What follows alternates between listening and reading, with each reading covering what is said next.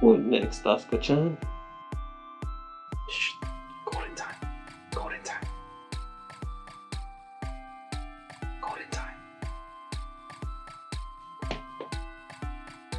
Golden time. Ugh.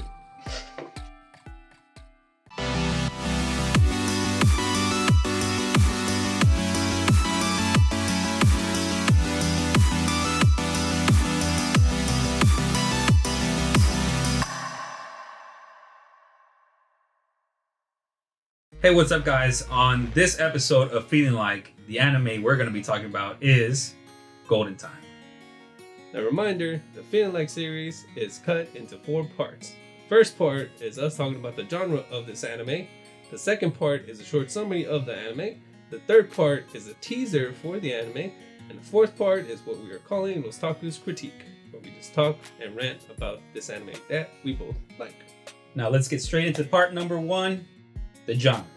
Now, the main genre for Golden Time is romance. It's a romance story. It's beautiful. You will cry. Now, the subgenres for this anime are drama, lots of it, slice of life, because a piece of their life in a modern setting, and number 3, comedy, because they're very hilarious. Now on to part numero 2, the short summary. Ever been in love? Ever felt misunderstood in a relationship? Didn't feel like you were being heard in a relationship? Ever consoled someone? Ever had memory issues? Well then, my friends, this anime is for you. Now on to part numero 3, the teaser. Question. Know who Adam Sandler is? Follow-up question. You ever watched his movie 50 First Dates? And if you have, and you know the heroine in that movie, Drew Barrymore's character? Well, she is basically our protagonist, Tata Banri. And Kaga Koko is basically Adam Sandler. Similar situation in this anime. Now, as some of you may know, in animes, a lot of the characters' personalities are super over-exaggerated. With this anime, they're exaggerated, but to a realistic level to where you can actually connect with the characters, and it's a lot more realistic. If you already watched animes that were romance types, but you've seen those and you still feel like it's too fictional that you can't really relate to, then this anime may change your mind. Now guys, as with each previous Feeling Like video, at any point in the video, if you've been interested by this anime, go ahead and stop the video and go watch the anime. If not, please continue on with us to part numero 4, lOsTAKUS critique. Now again, with this anime, what we finally are trying to get at is that this ain't your high school romance. These are more mature characters, sort They've of grown up a little bit. entering college, so they're having that college life with a more mature relationship experience. Our main 2 protagonists, or heroine and hero, is Tata Banri and Kaga Koko, or Banri Tata, Koko Kaga. Why?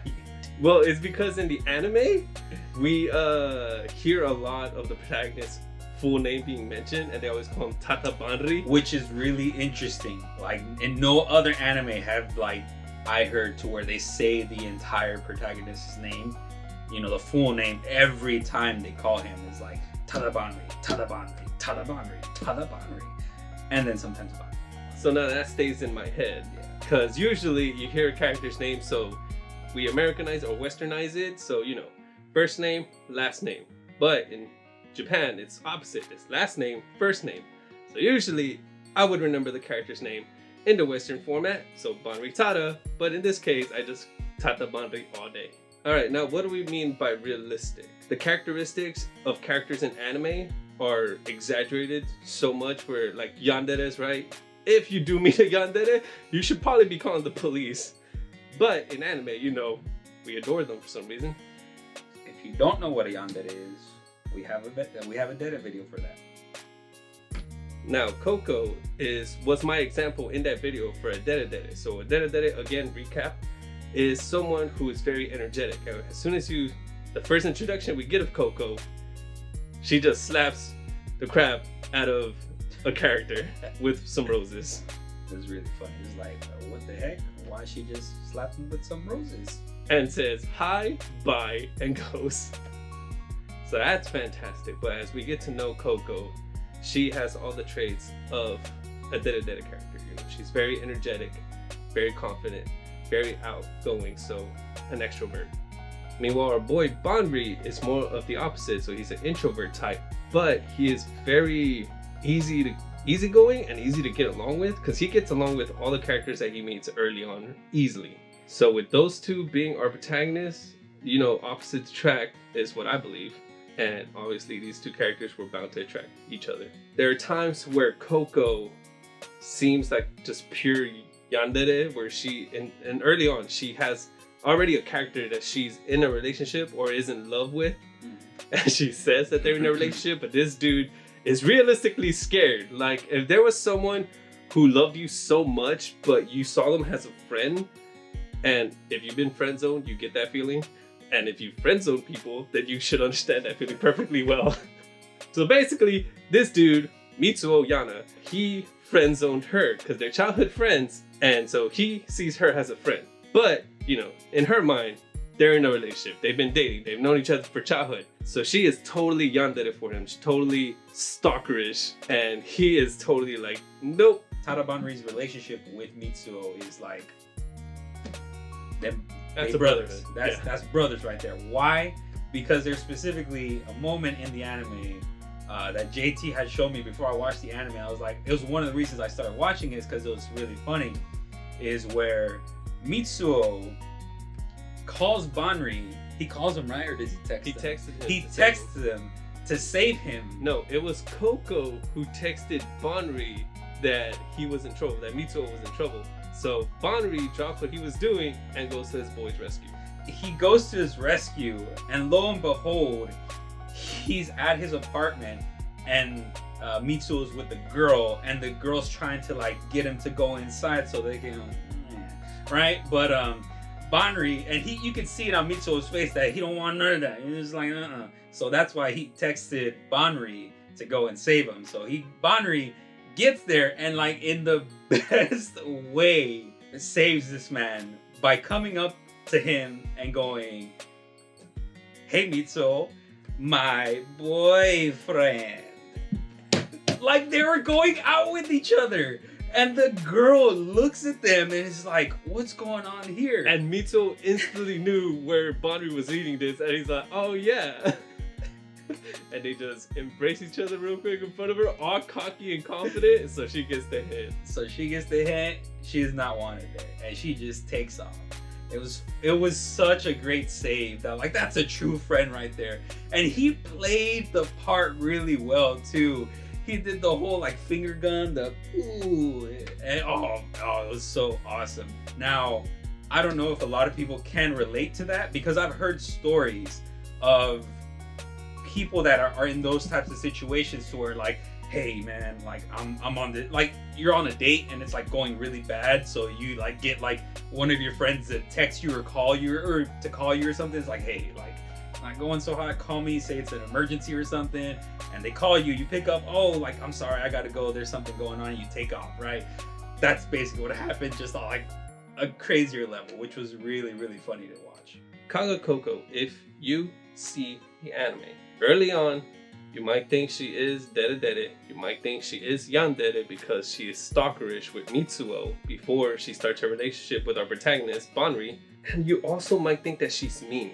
Like, you'll think that she's super mean because her first interaction with Oka, she totally talks down to her and even steps on her, basically straight up bullying her. And it's really, honestly, tough to watch at first, maybe. Like me, I take in a character first and how they are, and then make an assumption later on once like I get to know them a little bit better. But with her, that was actually really surprising. For a character that seems so bright and so energetic to then turn out to be like a villainess, it was very surprising. But don't take that at face value. That's maybe like an underlying issue that she has as a character, is that whenever things kind of get very kind of heated, she kind of does resort to kind of physicality, or just kind of, you know, just being physical with somebody. And especially in her relationship that you see with Banri, when they kind of get into arguments, she kind of does like, you know, hit him or kind of push him. So it just goes to show that there's more complex things going on within the mind of the character. And then you have our boy Tata Banri, who, like I said before, is more introverted, more quiet, more keeps to himself in a way, but at the same time, no, because he lets himself be not, I would say used by other people, but that's just one way that he feels like he fits in or easily lets himself go along with other people. He just lets himself get strolled along by others way too much. But I think that's just a great trait to his personality. It's not that he's just a tool to be used. It's that he actually wants to be useful to people early on, which we don't understand why. Spoilers? Big spoiler, he has amnesia. So he doesn't remember his previous personality. So here he's just trying to fit in because he has no memories of his previous memories. So he's just trying any way possible to start up a new life. And by previous memories, he means that memories that started once he graduated high school. Anything before he graduated high school, he does not remember. Like he couldn't remember like any of his friends, any of his family, like his mom or dad, nothing. He was just like, who am I? You know, what's going on? He got in an accident and that's what happened. But now, as JT said, he is trying to make new memories and kind of move on from his past. So he doesn't know where he quite fits into the world because he doesn't remember who he was. So this is just him trying to put a piece of himself in every person to see where he fits. And where he did fit was in the life of Coco. So where Mitsuo couldn't stand the overbearing emotions that Coco expressed, Tata Banri, our boy, basically soaked it up like a sponge and just instantly got a positive impression of Coco, which he just never let go. And their relationship, seeing it play out from the beginning, was so, like, they're so lovey-dovey. And it's super hilarious on, like, how much they show their affection for each other that it just, like, creeps other people out. Specifically, 2D-kun, he's just like, get that crap away from here. Like, I don't need to see all that. But it's so funny. But they're very, very cute together. Very, very romantic. So if you have your favorite couples in anime, I would argue here, like the most perfect couple would be right here with Golden Time, Coco and Banri, because they just mesh so well together. And also their relationship with Banri and Coco, you get to see it play out throughout the anime, and you can see like almost how much the creators are putting it to where they're making it real, to where you can see the ups and the downs in their relationship and how they communicate with each other to either solve a problem with their relationship, or, you know, not solve a problem with their relationship, because sometimes it's just like they're just being really kind of secretive toward each other. They don't want to say anything, or they don't want to bring something up, and it just causes more issues down the line, and you're seeing those issues play out and the effects of not talking with each other, not communicating with each other. So it's very, very real. Now, that's a trope in anime that you'll see quite often, where characters that like each other or have a, intimate relationship just don't express their feelings enough, and that might get annoying because later down the line that will cause issues. Always. It does happen here. The difference is when they express their emotions, it's usually too late. But what I love about Golden Time is that when they express their emotions, you feel like, oh, they're gonna break up, they're arguing, they're crying for what they're expressing all late. But no, Banri and Coco, whether Banri breaks down or Coco breaks down, they pick each other back up.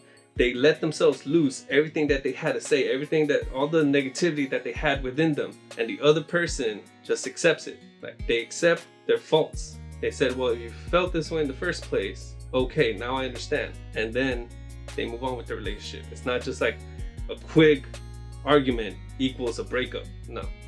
And that's why I say it's more realistic, because that's a relationship.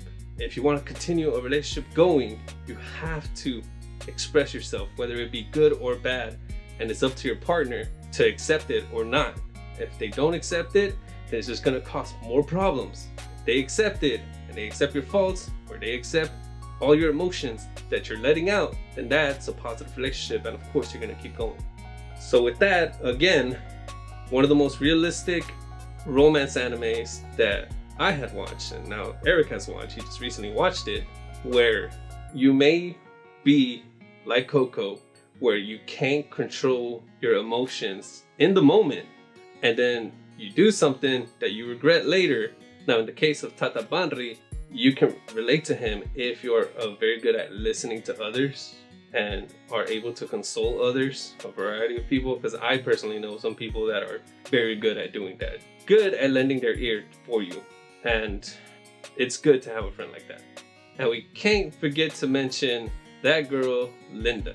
Now, Linda is the childhood friend of Banri, and she is the one that Banri liked before he lost his memories. Now, you may relate to Linda if you are in that position where you've lost a relationship, but you don't want to forget that person because they were like a big part of your life. So it's almost like if you just had a breakup and you're still trying to be friends. A lot of people say don't do that, but lately that's not really a big deal because sometimes we just get in a relationship and move on. And that's Linda's situation, where Banri just lost his memories. So she lost that relationship with him, and now she meets Banri again. Now they're in college, and now he doesn't remember her, so she's in a very tough spot. So if you know that feeling, then you probably can relate to Linda. Now, I don't know if you watch anime just to have a good time and take no morals away from them or learn nothing from animes unless you're watching Dr. Stone. But in this anime, it really got me thinking about human emotions, like how to connect with people, how to accept people without, like, you know, sometimes you get into arguments and you hate someone and you don't talk to them for days, but that's not how things should work, and that's not how things will work. Overall, when I saw this anime, communication is very important. We speak the same language, but that does not mean that we understand each other. That's not what communicating with words is for. We try to understand each other through emotions, not through words, because words can be used to hurt other people. So honestly, that's all I got from this anime, is just hear someone out. Whether it's good or bad, whether you're afraid to, whether you're gonna get hurt, it'll get better in the end. But overall, from this anime, I just hope you learn a little bit more on how to connect with people. That's true. I feel like that's something that I'm one of those watchers to where I take stuff away from the anime, like lessons, and I try to like attribute that to like my own life or something like that. So I totally relate to what JT is saying. Is like watching this made me really think back on like previous relationships of mine or previous friendships of mine. It's like, wow, like I was able to reflect, like this anime got me to reflect on, you know, events that happened in my past, and I was just like, wow, like that was really, really great. So, you know, that's why one of the reasons why I really, really like this anime, that it made me do that. I was just like, that is crazy. But yes, communication is key. You must communicate with people, whether it be, you know, your family, your significant other, your friends, and coworkers, whatever. Communication is key. It's key. That's true. Bringing up previous relationships, like I watched this like years after my previous relationship, and thinking back on it, like you said, like yeah, I was like, there was a lot of noise coming from my side and minimal noise coming from the other side. So my other partner wasn't gonna talk to me, and there's no way that was gonna work out. So I feel like I wasted a lot of time there trying to keep the relationship, but it's not a one-way street. A relationship is a two-way street. You gotta cross both sides. As long as you don't get hit by a truck, whatever that is. That's a great way to end it. And with that, you guys, we hope you enjoyed this video. Go and check out one of our favorite romance stories, Golden Time. And we will see you guys in the next video. Out. Hey, looks like we're back to this again. Nope. Get that out of here. Well, just because it was inspired by doesn't mean it's beneath it. But that doesn't mean that we can't be best of friendos. Give me a Or my brother. Huh? My brother. What? My brother.